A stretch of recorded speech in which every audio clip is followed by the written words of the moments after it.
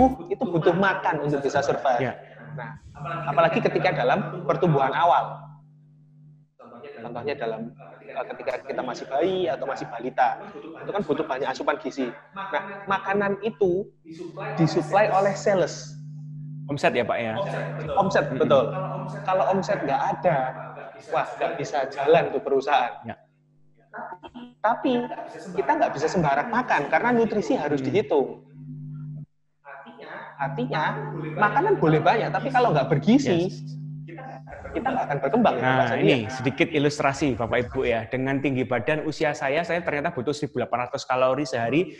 Kalau lebih dari itu saya tambah gemuk, kalau kurang dari itu saya tambah kurus. Ya, berarti kita harus tahu porsi tubuh kita ini seperti apa. Kalau perusahaan ya, identik perusahaan.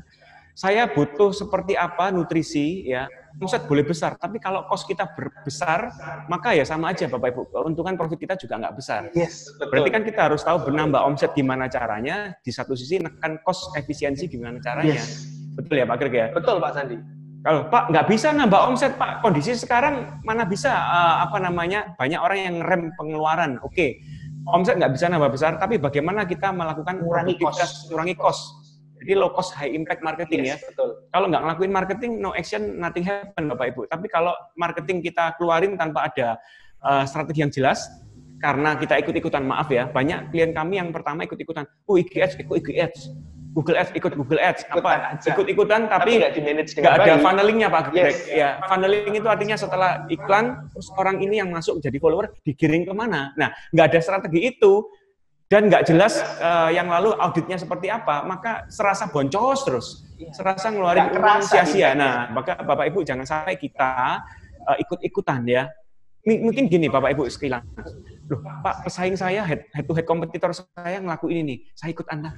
Nah cenderung ini ya sebagai seorang pengusaha kan nggak mau kalah langkah dengan pesaingnya.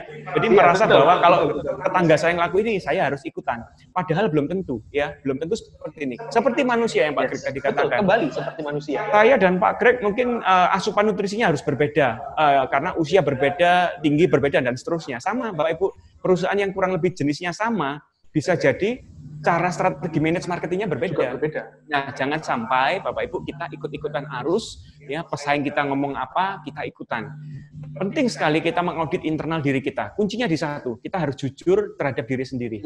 Ya, betul. Jujur terhadap diri sendiri bahwa kita kurang di mana, kita kesalahannya apa, kita akan bongkar hari ini. Ya, silakan Pak Greg kita lanjut. Siap-siap untuk melihat kaca ya. Kita berkaca hari ini. Betul. Apa yang disajikan di slide berikutnya Bapak Ibu itu kita bercermin. Termasuk saya dan Pak Greg juga menyampaikan materi ini juga pedang bermata dua ya. Kami pun juga harus melakukan apa yang kami katakan sendiri. Ya, mungkin tadi juga sudah disampaikan Pak Sandi, kalau omset banyak tapi profitnya dikit, ya sama aja bohong, nutrisinya nggak ada. Betul. Dan semua itu dalam perusahaan akan di-manage dengan tim manajemen. Nah, dan itu sama dengan otak kalau di dalam tubuh kita. Jadi ya itu tadi, manusia dan bisnis itu hal yang sama, hal yang similar.